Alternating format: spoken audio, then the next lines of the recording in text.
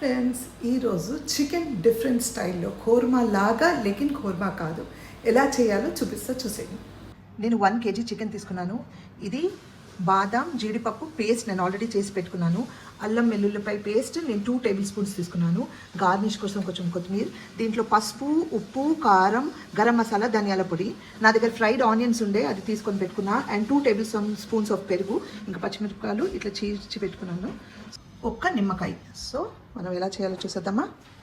Already నేను నూనె పెట్టుకున్నాను.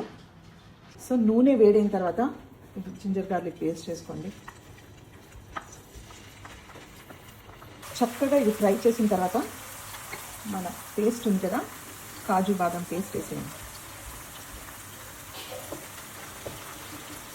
ఇది చక్కగా ఫ్రై అవుతూ ఉంటుంది కదా, ఇప్పుడు దీంట్లో ఇవన్నీ వేసేయండి.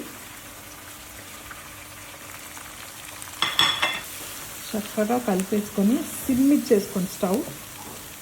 స్టవ్ సిమ్ చేసుకొని మూత పెట్టేయండి. గ్రైండర్ తీసుకొని పెరుగు, ఫ్రై చేసిన ఆనియన్స్ వేసేసి గ్రైండ్ చేసుకుని ఓకే.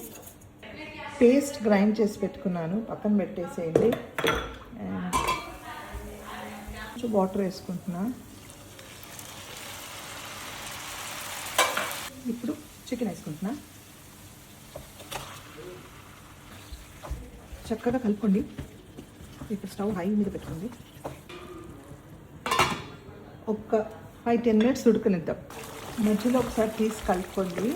ఇప్పుడు ఈ స్టేజ్లో నూరి పెట్టుకున్న ఆనియన్ పేస్ట్ అని పెరుగు వేసేసేయండి.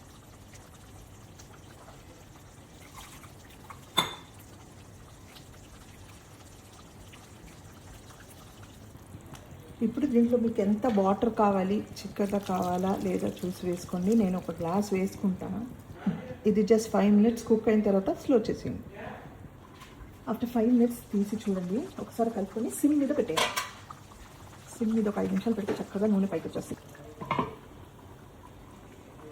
చేసి పెట్టుకున్న పచ్చిమిరపకాయలు అండ్ కొత్తిమీర.